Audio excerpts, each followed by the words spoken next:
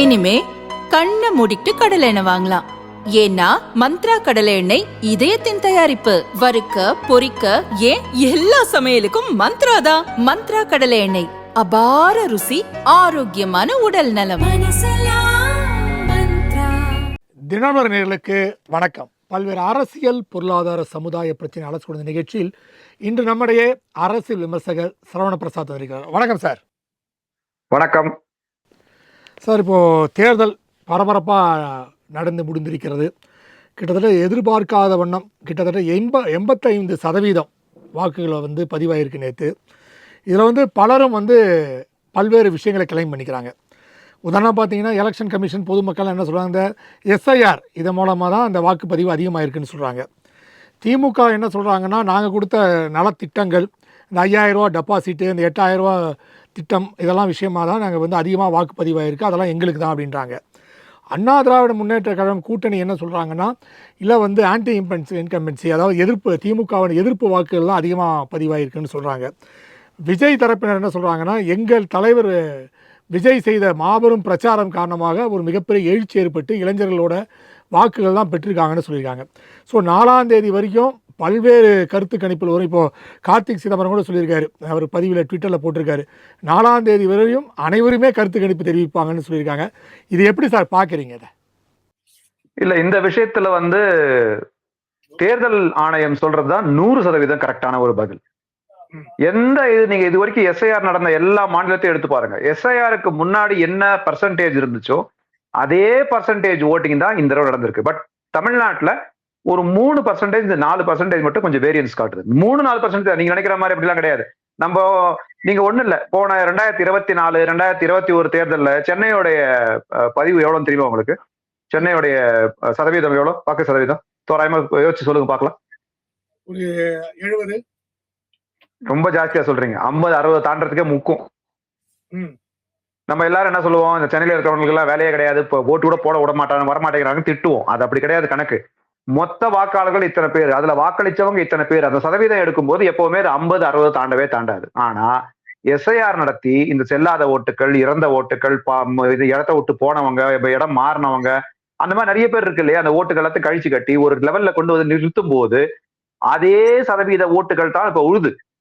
ஓட்டுல எந்த அதிகமா புதுசா சேர்ந்தவங்க எல்லாம் பெரிய நம்பர்ஸ் கிடையாது. இந்த தடவை புதுசா சேர்ந்தவங்க தமிழ்நாட்டை பொறுத்த வரைக்கும் பெரிய நம்பர்ஸ் கிடையாது. ஆனா நீக்கப்பட்டவர்களுடைய ஓட்டை நீங்க எடுத்துட்டு எஸ்ஐஆர் நடத்திட்டு அதுக்கப்புறம் நடக்கிற எலெக்ஷன்ல எப்பவுமே இந்த மாதிரி நம்பர்ஸ் வரும். இந்த நம்பர்ஸ் நீங்க எப்பவுமே என்ன பண்ணணும்னா, பழைய டேட்டாவோட எடுத்து கால்குலேட் பண்ணி பாத்தீங்கன்னா, பழைய டேட்டாவுக்கும் இப்ப இருக்கிற டேட்டாவுக்கும் 3-4% தான் வித்தியாசம். பெரிய இதெல்லாம் ஒண்ணு இல்லை. விஜய் கட்சிகள் சொல்ற மாதிரி ஒரு விரல் புரட்சியும் கிடையாது. புதுசா அதாவது நீங்க தேர்தலுக்கு முன்னாடி எத்தனையோ பேரோட நீங்க போய் பேசியிருப்பீங்க, எத்தனையோ கருத்து கணிப்பிடிச்சிருப்பீங்க. எங்கேயாவது அப்பேற்பட்ட ஒரு எழுச்சி, ஐயோ இந்த ஆட்சி போயே ஆகணும், ஐயோ அதிமுக வந்தே ஆகணும், அப்படிப்பட்ட ஒரு இதுவே இல்லை தமிழ்நாட்டில். எல்லாரும் அவங்க இதுல அமைதியா ஒரு ஓட்டை போடணும்னு நினைச்சாங்க, எல்லாரும் போட்டாங்க. அதே சதவீதம் தான். மிஞ்சி போனா இங்கேயும் அங்கேயும் பாத்தீங்கன்னா ஒரு 3-4% தான் டிஃபரன்ஸ் வந்திருக்கு.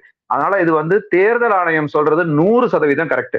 இது எஸ்ஐஆருக்கு அப்புறம் நடத்தப்படுற தேர்தல்ல எப்பவுமே இது போல ஒரு பர்சன்டேஜ் வரும். ஸோ அதெல்லாம் தேர்தல் ஆணையம் தான் கரெக்ட். இதுல இப்போ பார்த்தீங்கன்னா சார், நேற்றுலேருந்து பார்த்தீங்கன்னா திமுக மிக உற்சாகமாக இருக்காங்க. அதாவது எங்களுக்கு அதிகமாக வாக்கு பதிவு ஆகிருக்கு. காரணம், நாங்கள் சொன்ன திட்டங்கள், நான் ஏற்கனவே சொன்ன மாதிரி நாங்கள் கொண்ட திட்டங்கள், இந்த 5000 ரூபா கடைசி நேரத்தில் இந்த பெண்களுக்கு அனுப்பிய விஷயம், இதெல்லாம்னால தான் மிகப்பெரிய வெற்றி, எங்களோட சாதனை இதெல்லாம். அதனால தான் வாக்கு வந்திருக்கு அப்படின்னு சொல்லிட்டு நேற்று பார்த்தீங்கன்னா பெண் அமைப்பினர் அவங்க அந்த அலுவலகத்துக்கு சென்று ஸ்டாலின் அவர்கள் கலந்துரையாடலாம் பண்ணியிருக்காரு. அதே மாதிரி இன்று காலை பல்வேறு சட்டமன்ற உறுப்பினர், திருவள்ளூர் மேற்கு, கிழக்கு, சென்னை போன்ற சட்டமன்ற உறுப்பினர்கள், அது ஒன்று யாரெல்லாம் போட்டி போடுறாங்களோ திமுக கூட்டணி, அவங்களாம் பார்த்து பேசியிருக்காரு அவர். ஸோ அவங்க என்ன உற்சாகத்தில் இருக்காங்கன்னு சொல்லப்படுது. நீங்கள் எப்படி சார் பார்க்குறீங்க?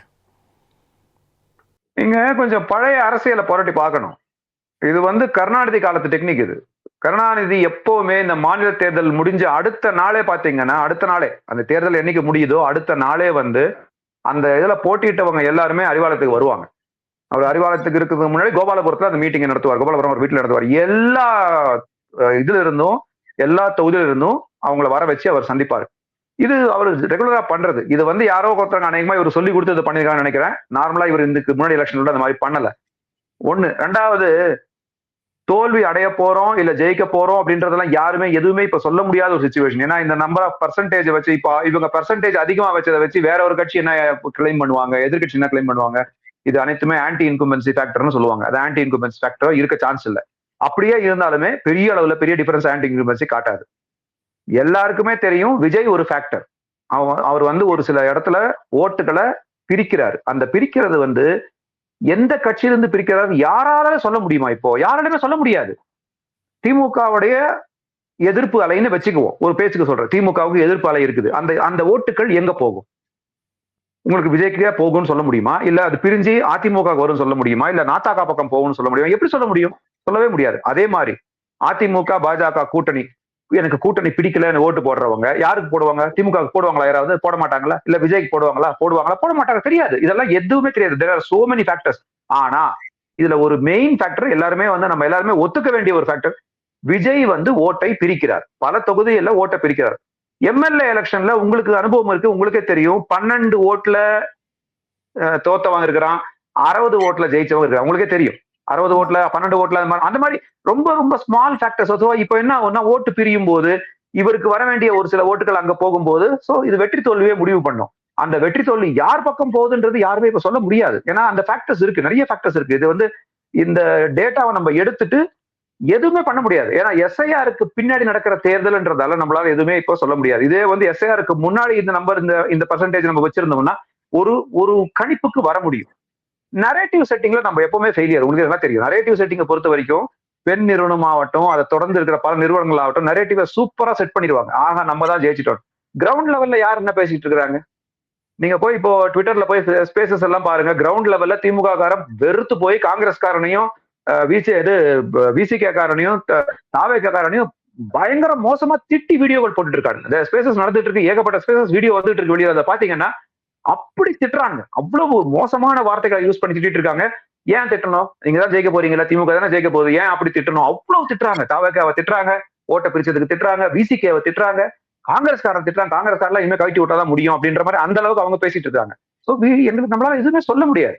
இது வந்து நம்ம பொறுமையா தான் இருந்து டேட்டா எல்லாம் வெளியில வரும்போது ஒரு சில தொகுதிகள்ல நம்மளுக்கு ஷாக்கும் இருக்கும், ஒரு சில தொகுதிகள ஆச்சரியமும் இருக்கும். எல்லாமே இருக்கத்தான் செய்யுது. ஆனா ஒரு விஷயம் எல்லாருமே ஒத்துக்கிட்டாங்க ஓரளவுக்கு. அதை வந்து வெளியில சொல்லாட்டாலும் பரவாயில்ல. விஜய் ஒரு ஃபேக்டர் தான். அவர் கண்டிப்பா பல தொகுதிகளில் பாதிப்பு ஏற்படுத்தக்கூடிய அளவுக்கு ஓட்டுகளை பிரிக்கிறார். அதுக்காக அவரே வந்து அப்படியே அவர் என்ன மனசுல வச்சிருக்காரு நமக்கு தெரியாது. யாராவது அவருக்கு வந்து சொல்லியிருக்கலாம், நீங்க வந்து ஒருவேளை தொங்கு சட்டசபை மாதிரி வந்துருச்சுன்னா நீங்க வந்து துணை முதலமைச்சர் கேட்டுட்டு நீங்க வந்து ஆதரவு கொடுங்க. அந்த அளவுக்கு சீட்ஸ் அவர் ஜெயிப்பாரா அதுவே அவருக்கு தெரியாது. அவரும் போட்டியிடுறாரு, நிறைய இருக்குது. அதனால வந்து இது வந்து இந்த தேர்தலை பொறுத்த வரைக்கும் எனக்கு தெரிஞ்சு மெஜாரிட்டி ஆஃப் தி ஃபீட்பேக், அதாவது இது வாங்குறாங்க இல்லையா, அதாவது தகவல்கள் வாங்கி கொடுக்குறாங்க பாத்தீங்களா, அதெல்லாம் எல்லாமே ஃபெயிலியர் தான் ஆகும். இல்லை சார், இன்னொரு விஷயம் பார்த்தீங்கன்னா இது தொடர்பான கேள்வி தான் இதுவும். இன்னொரு விஷயம் பார்த்தீங்கன்னா பல பத்திரிகையாளர்கள், அது குறிப்பாக வந்து திமுக பெய்டு பத்திரிகையாளர் நிறைய பேர் இருக்காங்க. அவங்கெல்லாம் பார்த்தீங்கன்னா சமூக வலைதளங்களில் அமைச்சரவையே யார் வருவாங்க, யார் அமைச்சர் என்ன பொறுப்பு ஏற்பாங்க, அந்த அளவுக்குலாம் லிஸ்ட்டு போட்டுட்ருக்காங்க. வெற்றி உறுதி 10ஆம் தேதி வந்து ஸ்டாலின் வந்து சிஎம் ஆக போகிறாரு, இதெல்லாம் வெற்றி உறுதியாயிடுச்சு, யாருமே கவலைப்பட தேவையில்லை.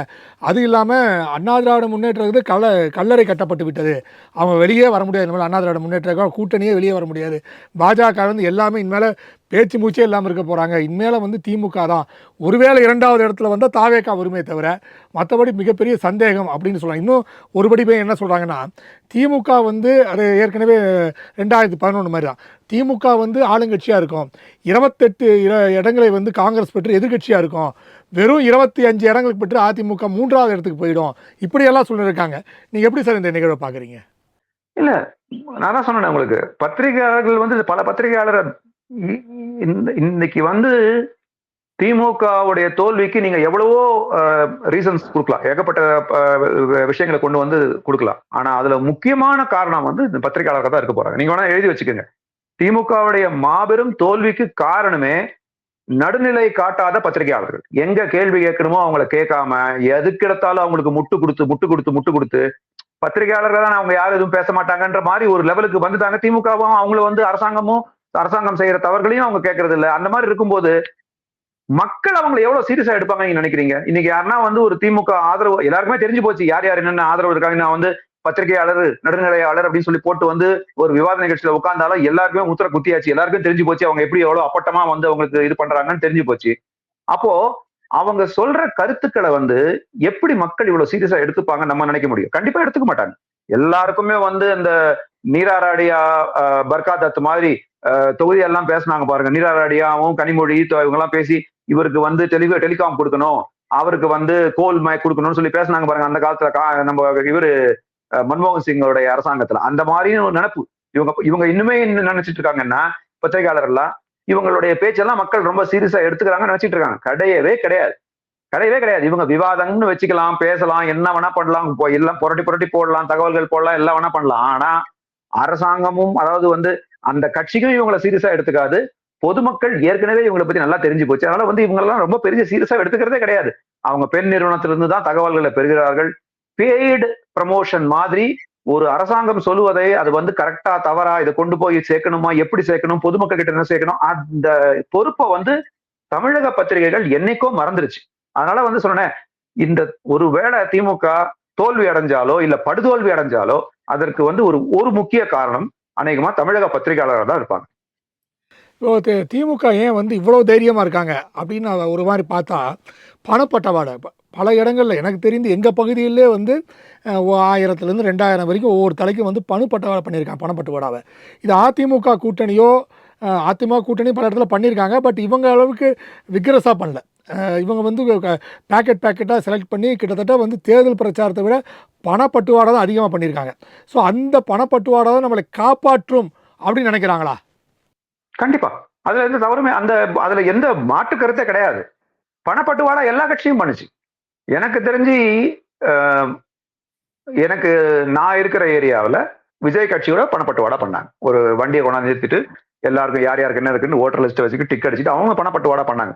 எவ்வளவு பண்ணாங்க ஏது பண்ணாங்கன்றத நம்ம பேச வேண்டிய அவசியம் இல்லை. இங்க எல்லா கட்சியுமே பிரதான கட்சிகள் பணப்பட்டுவாடா பண்ணாங்க. அதுல அதிகமா பண்ணது யாருன்னு பாத்தீங்கன்னா திமுக தான். ஏன்னா அவங்களுக்கு வந்து இப்போ இவங்க சொல்றாங்கல்ல ஏடிஎம்கேக்கு வந்து வாழ்வாசாவா போராட்டம்னு. திமுக என்ன நினைக்கிறீங்க? திமுக தோத்துருச்சுன்னா அப்படியே வந்து பீனிக்ஸ் பறவை மாதிரி எப்படிப்பா இது அப்படியே வெளியே வந்துருமா? அது திமுகவுக்கு இது வாழ்வாசாவா போராட்டம் தானே. அவங்க செஞ்சு வச்சுக்கிற அலங்கோலத்துக்கும் வாங்கி வச்சிருக்கிற இதுக்கும் ஊழல் பிரச்சனைகளுக்கும் எத்தனை வழக்குகளை போட சொல்லி அங்கிருந்து இடி வந்து கோர்ட் மூலியமா எவ்வளவு சொல்லி அவங்க போடாம உட்காந்துருக்காங்க. டிவிஎஸ்சி வந்து கேஸே போடாம உட்காந்துருக்காங்க. ஆட்சி மாற்றம் வந்தா டிவிஎஸ்சி கேஸ் போடாதா? சோ அவங்களுக்கும் வாழ்வாசாவா போராட்டம் தான். எல்லாருக்குமே இது வாழ்வாசாவா போராட்டம் தான். பாஜக ஒரு வேலை நீங்க சொல்ற மாதிரி இவங்க ப்ரெடிக்ட் பண்ற மாதிரி திமுக காரன் ப்ரெடிக்ட் பண்ற மாதிரி பாஜக வந்து சுத்தமாக தொடர்ச்சி எறியப்படும். பாஜகவில் ஆல்வேஸ் கம் அப். ஏன்னா அவங்களை பொறுத்த வரைக்கும் தேசிய கட்சி, அவங்களுக்கு இருக்கிற ஒரு பலமும் சரி எதுவும் சரி அதை பத்தி அவங்க கவலைப்பட மாட்டாங்க. கேரளால வந்து பாஜக வாங்காத அடியா? கேரளால எத்தனை இது 1 சீட்டு 2 சீட்டுக்கெல்லாம் முக்கிட்டு இல்லையா? அதுக்கப்புறம் உள்ளாட்சி தேர்தலில் அந்த அளவுக்கு இது பண்ணதால இன்னைக்கு கான்பிடென்ட்டா 10 சீட் நம்மளால பிடிக்க முடியும்னு சொல்லி அவங்க பண்றாங்க இல்லையா? அந்த மாதிரிதான் பெங்கால்ல பிஜேபி வாங்காத அடியா? அதெல்லாம் வரும். தேசிய கட்சின்னு இருக்கும்போது அதெல்லாம் பார்த்து எல்லாம் இது பண்ணி வரும். யாரை நம்பியும் இல்லாம தைரியமா இறங்கி பண்றவங்க இருக்காங்க. திமுகவுக்கும் இது வாழ்வா சாவா போராட்டம் தான். அது அவங்களும் தெரியும். அவங்களுக்கும் தெரிஞ்சதாலதான் இது போல பல பல பல பல நெரேட்டிவ் செட் பண்ணிட்டே இருக்கிறாங்க. எப்படிங்க சொல்ல முடியும்? எந்த இதுவுமே கிடையாது. ஒரு டேட்டா பாயிண்டே கிடையாது அவங்க கிட்ட. நான் தான் ஜெயிப்பேன், நான் தான் வருவேன், நான் தான் இந்த மந்திரி சபை அமைக்க போறேன், இவர் தான் மந்திரியா இருக்க போறாரு, அடிச்சு விட வேண்டியது தானே. நம்மளுக்கும் வந்து 4ஆம் தேதி வரைக்கும் கொஞ்சம் பொழுது போகணும் இல்ல? எல்லாத்தையும் எடுத்துக்க வேண்டியதா? அப்ப இவர் தான் அமைச்சர். ஒரு இந்த ட்ரீம் டீம் செலக்ட் பண்ணுவாங்க கிரிக்கெட்ல, ட்ரீம் 11 சொல்லி எனக்கு எல்லா பிடிச்ச பிளேயர்ஸும் செலக்ட் பண்ணுவாங்க. அந்த மாதிரி திமுக விளையாடிட்டு இருக்குது. விளையாடட்டும், பார்ப்போம். 4ஆம் தேதி தெரிஞ்சிடும் என்ன விஷயம்ட்டு. சார் இப்போ பார்த்தீங்கன்னா இது மாதிரி இந்த 2 கட்சிகள் ஓகே. இப்போ டிவிக்கு நம்ம பேசுன மாதிரி முதல்ல வந்து என்ன சொன்னாங்க, சார் அவர் என்ன சார் கூட்டம்லாம் வராதுன்னாங்க. அதுக்கப்புறம் பார்த்தீங்கன்னா கொஞ்சம் கொஞ்சமாக கூட்டம் வர ஆரம்பிச்சது. அப்புறம் வந்து அந்த கரூர் சம்பவத்துக்கு அப்புறம் ஒரு தோய்வு இருக்கிற மாதிரி சொல்லப்பட்டது. சார் இனிமேல் யார் சார் ஓட்டு போடுவா, அதெல்லாம் ஓட்டு போட மாட்டாங்க சார். அப்புறம் கொஞ்சம் கொஞ்சமாக வந்தோடனே என்ன பண்ணாங்க, என்ன சார் ஒரு 10% வாங்குவார், 12% வாங்குவார் சார், அதுக்கு மேலே போகாது சார்ன்றாங்க. இப்போ சமீபத்தில் நேற்று முன்தினமெல்லாம் பேசிகிட்டு இருக்கும்போது கண்டிப்பாக ஒரு 20% வாங்கிடுவார் சார், எம்எல்ஏ ஜெயிக்க மாட்டார் சார், ஆனால் 20% வாக்குகளை அவர் பெறுவார் சார் அப்படின்றாங்க. உங்களோட கால்குலேஷன் எப்படி சார் இருக்கு? இல்லை, எனக்கு நானும் அதான் சொல்லிட்டு இருந்தேன். ஒரு 15 மேக்ஸிமம் ஒரு 15, 17 to 20 அது அந்த ரேஞ்சில் எனக்கு நான் எதிர்பார்க்கிறேன். ஏன்னா இது நிறைய பேர் இன்ஃபேக்ட் திமுக எதிர்ப்பு ஓட்டுகளே ஒரு சில பேர் வந்து பாத்தீங்கன்னா ஒரு 20-30% பேர் வந்து நாங்க தாவேக்காக்கு போடுறோம், அதாவது அதிமுக கூட்டணிக்கு போடாம தாவேக்காக்கு போடுறோம் அப்படிமா எல்லாருக்குமே தமிழ்நாடை பொறுத்த வரைக்கும் உங்களுக்கு நல்லாவே தெரியும், ஒரு பிம்ப அரசியல் ரொம்ப முக்கியம். தமிழ்நாடை பொறுத்த வரைக்கும் பிம்பம் வந்து ரொம்ப முக்கியம். எம்ஜிஆர், ஜெயலலிதா, கருணாநிதி அதுக்கப்புறம் வந்து ஒரு பிம்ப அரசியல் இல்லாம போயிடுச்சு. இதுல வந்து வருந்தத்தக்க ஒரு விஷயம் என்னன்னு கேட்டீங்கன்னா, இந்த இளைஞர் பட்டாளம், இப்போ விஜய்க்கு பின்னாடி போயிட்டு இருக்கிற இந்த இளைஞர் பட்டாளம் ஒரு காலத்துல வந்து அவங்க வந்து தலை உயர்த்தி பார்த்துக்கிட்டு இருந்தது அண்ணாமலைன்ற ஒரு பிம்பத்தை. Annamalai was attracting everybody. இது ஆரம்பமே எல்லாருமே அண்ணாமலைக்கு பின்னாடி தான் போயிட்டு இருந்தாங்க. அது என்னன்னா உங்களுக்கே தெரியும், கூட்டணி பேச்சுவார்த்தை, அது கூட்டணி பேச்சுவார்த்தை சுமூகமா நடக்கணும்ன்ற ஒரு காரணத்தாலே அவர் விலகினாரா, இல்ல கட்சியினால விலகினாரா, அது பல விஷயங்கள் இருக்கு. அண்ணாமலைக்கு பின்னாடி போன அந்த கூட்டம் அப்படியே அடுத்து வந்து தனியா அப்போ அண்ணாமலை இல்லாதப்போ என்னாச்சு அப்படின்னா, கட்சியில அவர் இல்லைன்ன உடனே அடுத்தபடியா இங்க வந்து விஜய் கிட்ட வந்துச்சு. விஜய்க்கு has a fan following, there is no question about it. அது வந்து கேள்வியே நம்ம கேட்க முடியாது. விஜய்க்கு நடிகர் அப்படின்ற ஒரு இது இருக்குது, அரசியல்வாதி அப்படின்றது இது இருக்குது. ஆனா இவர் ஒரு பண்பட்ட அரசியல்வாதியா இருப்பாரா இல்லையான்னு பகுத்தாய்ந்து பார்க்கிற அளவுக்கு அந்த ரசிகர் கூட்டத்துக்கு பொறுமை கிடையாது. அவங்க வந்து இப்ப இன்னைக்கு ஆட்சிக்கு வரணும், இன்னைக்கே வந்து முதலமைச்சர் அவங்க பாக்குறத அவங்க பேசுறதே என்ன சொல்றாங்க, முதலமைச்சர் ஆகணும்னு தானே பேசுறாங்க. முதலமைச்சர் ஆகணும், ஆட்சி அமைக்கலாம், 234 தொகுதியில நாங்க தான் ஜெயிப்போம். அப்படிதான் அந்த ஒரு ஜாம்பி மைண்ட் செட்ல இருக்காங்க. அவங்க எல்லாருமே வந்து ஒரு மாதிரி ஏதோ மந்திரிச்சு விட்டவங்க மாதிரி போயிட்டு இருக்காங்க. நான் முன்னாடியே சொன்னேன், நிறைய இதுல நான் பேசியிருக்கிறேன், விஜய் ஒரு ஃபேக்டர். கண்டிப்பா அவர் வந்து ஸ்பிளிட் பண்றாரு ஓட்ஸ், அதுல எந்த இதுவுமே கிடையாது. பெரிய அளவுல ஒரு தாக்கம் ஏற்படுத்துவாரா அப்படின்னா ஏற்படுத்தலாம். ஆனா அந்த தாக்கம் யாருக்கு இருக்கும் அப்படின்றத நம்ம சொல்ல முடியாது. 15 நான் கனெக்ட் பண்ணது 15, 17. அந்த கரூர் சம்பவம் நடக்கும் போது நான் சொன்னது 15, 17. இப்போ கொஞ்சம் டிராக்ஷன் ஆயிருக்கு. அந்த கரூர் சம்பந்தப்பட்ட விஷயத்த வந்து ஆளுங்கட்சி கையாண்ட விதத்தை வந்து அவங்க வந்து பொதுமக்கள் நல்லாவே பார்த்தாங்க, எல்லாருமே பார்த்தாங்க. ஒரு மாதிரி வித்தியாசமா போகுதுன்றதால நிறைய பிளேம் கேம் போயிட்டு இருந்தது, இந்த பக்கம் அந்த பக்கம்னு. இவர் கடைசி நிமிஷத்துல வந்து என் மேல தப்பே இல்லைன்ற மாதிரி பேட்டி எல்லாம் வேற கொடுத்தாரு. சோ எனக்கு வந்து I am looking at something around 20. கம்மி ஆகலாம், சொல்ல முடியாது. ஏன்னா இது எப்படி நமக்கு என்ன ஓட் ஸ்பிளிட் ஆகும்போது எப்படி கம்மி ஆகுது நமக்கு தெரியாது. பட் என்னுடைய கால்குலேஷன் ஒரு 15 to 20 வரலாம், ஸ்பிளிட் பண்ணலாம். ஒரு சில தொகுதியில வெற்றி வாய்ப்பை பாதிக்கும். ஆனா யார் வெற்றி வாய்ப்பை பாதிக்கும்ன்றது இப்ப சொல்ல முடியாது. ஸோ ஒருவேளை விஜய் ஒரு எதிர்கட்சியா அது வர்றதுக்கு வாய்ப்பு இல்லை. இருந்தாலும் இந்த தேர்தல் முடிந்த பிறகு அவர் இந்த அரசியலை சஸ்டெயின் பண்ணுவாரா, முடியுமா? ஏன்னா உங்களுக்கு தெரியும் திமுகவோட அரசியல் எல்லாமே உங்களுக்கு தெரியும். இதெல்லாம் வச்சு அவர் சஸ்டெயின் பண்ணுவாரா, இல்லை திருப்பி சினிமாவுக்கே நடிக்க போயிடுவாரா? எனக்கு தெரிஞ்சு மோஸ்ட் ப்ராபபிலி அவர் சினிமாவுக்கு தான் போவார். எனக்கு தெரிஞ்சு அவரால் இந்த அரசியலை சஸ்டெயின் பண்ண முடியாது. எல்லாருமே பவன் கல்யாண் ஆயிட முடியாது சாமி. பவன் கல்யாண் வந்து ஜனசேனா ஆரம்பிச்சு எவ்வளவு வருஷம் கஷ்டப்பட்டு அதுக்கப்புறம் அந்த இடத்துக்கு வந்தாருன்றது எங்களுக்கு தெரியும். ரொம்ப கஷ்டப்பட்டாரு. அவரெல்லாம் தொடர்ச்சி எரிஞ்சாங்க. ஜெகன்மோகன் ரெட்டி ஆட்சி காலத்துல எல்லாம் அந்த கட்சியை தொடர்ச்சியே எரிஞ்சிட்டாங்க. பட் ஜெகன்மோகன் ஆட்சி மேல இருந்த கோவத்தை வந்து அவர் எப்படி அறுவடை பண்ணாரு, கரெக்டான டைம்ல எப்படி போய் சந்திரபாபு நாயுடுவோட சேர்ந்தாரு, எப்படி அவர் இன்னைக்கு வந்து டெபுட்டி சிஎம் எப்படி ஃபங்க்ஷன் பண்ணிட்டு இருக்காருன்னு பாருங்க. அந்த அளவுக்கு ஒரு பொறுமையோ இல்ல அந்த அளவுக்கு ஒரு தாட் ப்ராசஸோ எனக்கு தெரிஞ்சு விஜய் கிட்ட கிடையாது. அந்த அளவுக்கு மெச்சூரிட்டி எல்லாம் கிடையவே கிடையாது. இவர் வந்து பவன் கல்யாண் வந்து he comes from a political family. அவர் வந்து சிரஞ்சீவியை பார்த்திருக்காரு. சிரஞ்சீவி தனி கட்சி ஆரம்பிக்கும் போது எப்படி ஆரம்பிச்சாரு பார்த்தாரு, எவ்வளவு அடி வாங்கினாரு பார்த்தாரு, அப்புறமா போய் எங்க போய் காங்கிரஸோட டைய போட்டு எப்படி பண்ண எல்லாத்தையும் பார்த்திருக்காரு. ஒரு குடும்பத்தோட பார்த்திருக்காரு. விஜய்க்கு அந்த அளவுக்கு வந்து ஒரு ஐடியா கிடையாது, அந்த அளவுக்கு ஒரு நாலேஜும் கிடையாது, அந்த அளவுக்கு வந்து ஒரு அவரை வந்து கைட் பண்ணி போறதுக்கு இது ஒன்றும் சினிமா கிடையாது. ஒருவேளை இது சினிமாவா இருந்தா எஸ் எஸ் சந்திரசேகர் கிட்ட டைரக்ட் ஐடியா கேட்டு ஏதாவது பண்ணலாம். பட் இது சினிமா கிடையாது. அவர் எங்க இருந்துங்க ஒரு கட்சி ஆரம்பிச்சாரு, எல்லாரையும் கூட்டணி சேர்த்து எல்லாரையுமே உள்ளுக்குள்ள வந்து சேர்த்தாருன்னா ஒரு கட்சியில இருந்து ஆட்களை கூட்டு வந்து சேர்த்திருக்காரு. ஏடிஎம்கே இருந்து சேர்த்திருக்காரு, டிஎம்கே இருந்து சேர்த்திருக்காரு, நாட்டாக்கால சேர்த்திருக்காரு, எல்லாரையும் சேர்த்து அந்த மாதிரி சேர்த்து வச்சிருக்காரு. இப்படி ஒரு கலவை சக்சஸ் ஆயிரும் அப்படின்னு அவர் நம்புறாருன்னா அது அவருடைய குட் லக் தான், பரவாயில்ல நம்பட்டும். ஆனா எனக்கு தெரிஞ்சு என்னுடைய பர்சனல் ஒப்பீனியன் அவர் சஸ்டைன் ஆகுறது ரொம்பவே கஷ்டம். முக்கியமா உங்களுக்கு தெரியுமே திராவிட பாலிடிக்ஸ் வந்து அது எந்த இதுவா இருந்தாலும் திராவிட பாலிடிக்ஸ் வந்து உங்களை ஒரு டேர்ம் இந்த அளவுக்கு விட்டதே வந்து பெரிய விஷயம். விஜய்க்கே எவ்வளவு பர்சனல் அட்டாக் நடந்துச்சு, எந்த அளவுக்கு பின்புலத்துல வந்து என்னென்ன அட்டாக் பண்ணாங்க நம்மளுக்கு தெரியும், நம்மளும் பார்த்துக்கிட்டு தான் இருக்கிறோம் அது எல்லாத்தையும். இதையும் மீறி ஒரு வேளை நீங்க சொல்ற மாதிரி ஒரு பிரதான எதிர்கட்சியாவோ இல்ல ஏதோ ஒரு இதுவாவோ அவர் எம்எல்ஏ ஆனாலுமே கூட அவரை எந்த அளவுக்கு ஃபங்க்ஷன் பண்ண விடுவாங்கன்றது எனக்கு தெரியல. எந்த அளவுக்கு அவர் ஃபங்க்ஷன் பண்ண விடுவாங்க, எந்த அளவுக்கு அவரை டார்கெட் பண்ணுவாங்கன்றதெல்லாம் தெரியாது. ஒரு வேளை நம்ம எல்லாருமே நினைக்கிற மாதிரி ஏடிஎம்கே ஜெயிச்சு வருதுன்னு வச்சுக்கோங்க. அப்போ உங்களுக்கே தெரியும் டிஎம்கேவுடைய பெய்ட் ஸ்டூடெண்ட்ஸ் எத்தனை பேர் வெயிட் பண்ணிட்டு இருக்காங்க. இதெல்லாம் டே 1ல இருந்து அவங்க ஆரம்பிச்சிருவானுங்க கச்சேரியை, அதிமுக மேல குறை சொல்றதுக்கு இது சொல்றதுக்கு. அதுல விஜயும் சேர்ந்துக்கு தான் இது பண்ணுவாரு. எனக்கு தெரிஞ்சு அவரால் சஸ்டைன் பண்ண முடியாது. பட் திரும்ப அவர் மூவிஸுக்கு போவாரா இல்லையான்றது அவருடைய personal decision. We don't know that. இப்போ நீங்கள் சொன்ன மாதிரி சார், ஆரம்பத்திலேயே சொன்ன மாதிரி இப்போ வந்து காங்கிரஸ் விசிகேலாம் கொஞ்சம் வருத்தத்தில் இருக்கிற மாதிரி தெரியுது.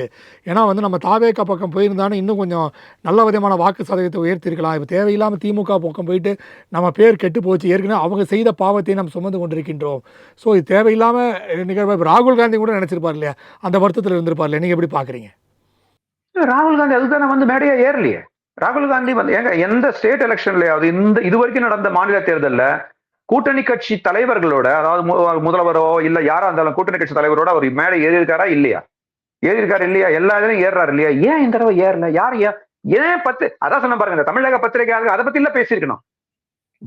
இந்த நெல்சன் சேவியர் வந்து பைத்தியம் பிடிச்ச மாதிரி பேசிட்டு இருக்காங்க. அவங்க என்ன பேசுறாங்க இவ்வளவு நேரம் வந்து இது வந்து பொருந்தாத கூட்டணி, இயற்கைக்கு மாறாத கூட்டணி, பாஜகவும் அதிமுக இப்படி கூட்டணி, அதெல்லாம் ரைட்டு. கூட்டணி தலைவர் வந்து ஒரு மாபெரும் தேசிய கட்சியோட கூட்டணி தலைவர் ஏன் வந்து பிரச்சாரத்துக்கு வரும்போது இங்க எதுவுமே இது பண்ணல? அதை வந்து யாருமே பேச மாட்டேங்கிறாங்க. பாத்தீங்களா? ஏன் அது செட்பேக் இல்லையா? ரெண்டாவது, இந்த தேர்தல்ல எத்தனை இடத்துல நீங்க வந்து விசிகாவுடைய ஒரு பிரச்சாரத்தையோ இல்ல விசிகா கட்சியோடைய ஒரு சில இதெல்லாம் நீங்க எங்க பாத்தீங்க? எப்படி இருட்டடிப்பு செஞ்சிருக்காங்க பாத்தீங்களா அவங்கள? விசிகா வந்து இந்த தேர்தலுக்கு வந்து ரொம்ப ரொம்ப ரொம்ப கஷ்டப்பட போறாங்க. எனக்கு தெரிஞ்சு அவங்கள வந்து அப்படியே மொத்தமா ஒதுக்கிட்டு அப்படியே அமுக்கி வைக்கிற மாதிரி ஒரு ரேஞ்சு கொண்டு போயிட்டாங்க. காங்கிரஸும் அதேதான். காங்கிரஸ் பிரச்சாரம் செய்கிற பல தொகுதிகளில் திமுக ஆட்களை பார்க்கவே முடியல. அதே மாதிரி திமுகவுக்கும் காங்கிரஸ்காரங்க வந்து எங்கேயுமே கொடி பிடிக்கல. இப்ப திமுக வந்து பிரச்சாரத்துக்கு வரும்போது மத்த எல்லா கட்சி கூட்டணி கொடிகளும் வண்டிகள் இருக்க ஒழிய மற்றபடி சுத்தி இருக்கிறவங்க காங்கிரஸ் தொண்டர்கள் யாருமே கிடையாது. அப்படியே ஏதாவது பிரச்சனை வந்துட போது சொல்லி இவங்களே காங்கிரஸ் கட்சி கொடியை வந்து திமுக கட்சி ஆளுங்கிட்ட கொடுத்து தூக்கி பிடிச்சாதான் உண்டு. அந்த மாதிரி இருக்கு. இப்படி ஒரு முரண் இருக்கு. இந்த மாதிரி இந்த முரணை பத்தி நம்ம யாருமே பேசல, நம்ம யாருமே சிந்திக்கல. ஆனா இது ஒரு விதத்துல கண்டிப்பா இந்த கசப்பு தேர்தல் முடிவு வந்தப்புறம் வரும். தேர்தல் முடிவு பாதகமா இருக்கிற பட்சத்துல விச் ஐ எம் எக்ஸ்பெக்டிங் கொஞ்சம் பாதகமா தான் இருக்கும். முக்கியமா காங்கிரஸுக்கும் விசிகாக்கும் அவங்க கண்டிப்பா தாவேகாவுடன் போகாததுக்கு ஒரு இது பண்ணுவாங்க. ஏன்னா அவங்க எப்படி கால்குலேட் பண்ணுவாங்கன்னா, தாவேகா இத்தனை பர்சன்டேஜ் ஓட்டு இருக்கு, நம்மளுக்கு இவ்வளவு பர்சன்டேஜ் எடுத்திருக்கோம், இது எல்லாத்தையும் சேர்த்து பார்த்தோம்னா நம்ம டிஎம்கே சேலஞ்சிங்கா இருந்திருக்கலாம் அப்படின்றது கண்டிப்பா அவங்க யோசிப்பாங்க. எனக்கு தெரிஞ்சு ஒரு மனக்கசப்பு உங்களுக்கு இருக்கு. ஏன்னா இவங்க வந்து தாவேகாவோட பேசணும்னு ஒரு சாரார் இந்த பக்கம் பேசிட்டு இருக்கும்போது, திமுக கூட பேசக்கூடாதுன்னு ஒரு சாரார் பேசிட்டு இருக்கும்போது, திடீர்னு இவர் உள்ள வந்து டெல்லியிலோட பேசி யாரே ஒருத்தர் வர வச்சு டக்குன்னு முடிச்சுட்டு உஷுக்குன்ட்டு போயிட்டாரு. பட் அது பின்னாடி எந்த அளவுக்கு வந்து பின்னாடி பிரச்சனை நடந்துச்சு, பின்னாடி யார் யாரெல்லாம் ஒத்துக்கிட்டாங்க, செல்வ பெருந்தகை தவிர வேற யாருமே வந்து அந்த கூட்டணி பத்தி பேசவே இல்லையே, திமுக கூட்டணி பத்தி பேசவே இல்லையே. திடீர்னு செல்வ பெருந்தகை தனியா ஆவர்த்தனம் பண்ண ஆரம்பிச்சிட்டாரு, தனியா அவர் நடத்திட்டு இருக்காரு. தேர்தல் முடிஞ்சாதான் தெரியும் காங்கிரஸ் எங்க இருக்குது, தமிழ்நாட்டுல முக்கியமா காங்கிரஸ் எங்க இருக்குது, விசிகே என்ன ஆக போகுதுன்றது தேர்தல் முடிஞ்சவரை தான் தெரியும். நன்றி சார், உங்கள் நேரத்தை ஒதுக்கி பேட்டியெடுத்து மிக்க மகிழ்ச்சி. நன்றி. நன்றி.